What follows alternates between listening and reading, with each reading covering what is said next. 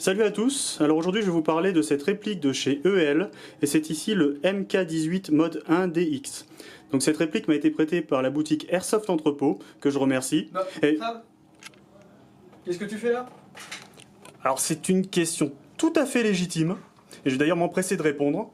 En fait je suis là tout simplement parce que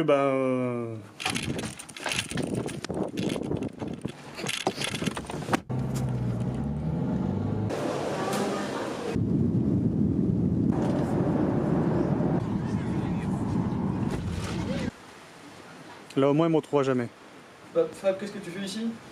Eh merde. Il est trop fort ce Seb.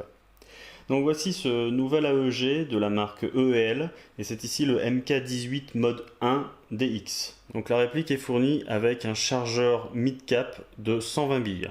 Dans le détail, on retrouve donc un flip sight, un canon externe et un flash hider en acier. Donc le long rail de type Daniel Défense avec ses rail cover en caoutchouc que l'on peut mettre et retirer en les clipsant très facilement, comme ceci. Le corps est en aluminium et on note l'absence de marquage. Le ball catch est en acier. Le sélecteur de tir qui m'a posé quelques soucis. Voilà, le semi en fait il n'y a pas de cran, il n'y a pas de clips, il bouge très facilement, on a du mal à le laisser en position. Voilà, une chose peut-être à corriger. Un attache de sangle, très pratique, en plus fourni de série, hein, que demande le peuple, ça se fait rare. Et enfin le tube de crosse et la crosse crâne. Au niveau du réglage du hop-up, on tire sur le levier d'armement et l'on trouve donc cette bague rouge sous la fenêtre d'éjection. Voilà, ce qui permet de régler très facilement la réplique. Et ne faites pas attention à l'autocollant. Le tube de crosse, quant à lui, sert de logement pour la batterie, donc prévoyez des LiPo ou des batteries de type stick.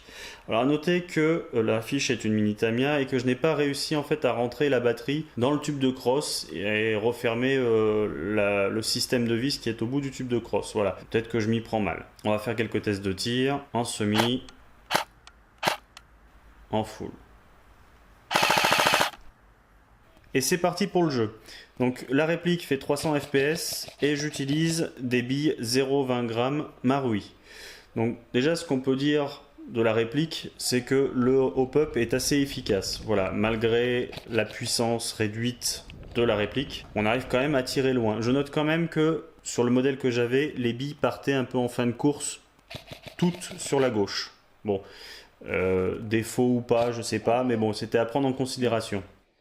Au niveau du poids, on a une réplique qui fait à peu près 3 kg. Donc c'est le résultat d'un mélange d'acier, d'aluminium et de polymère, sans accessoires.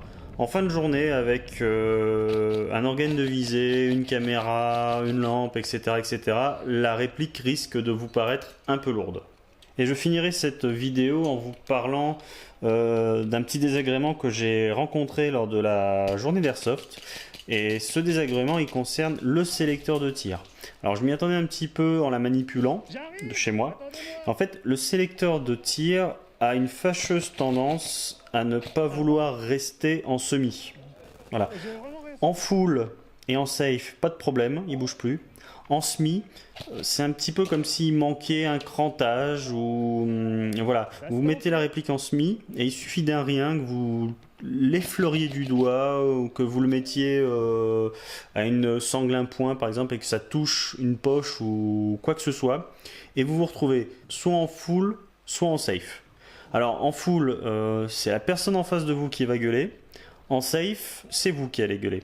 Voilà, donc j'espère que c'est quelque chose, la réplique étant une réplique de près, je ne vais pas m'amuser à bidouiller, mais j'espère que c'est quelque chose qui est facilement modifiable et ainsi en fait on se trouvera avec une réplique tout à fait correcte.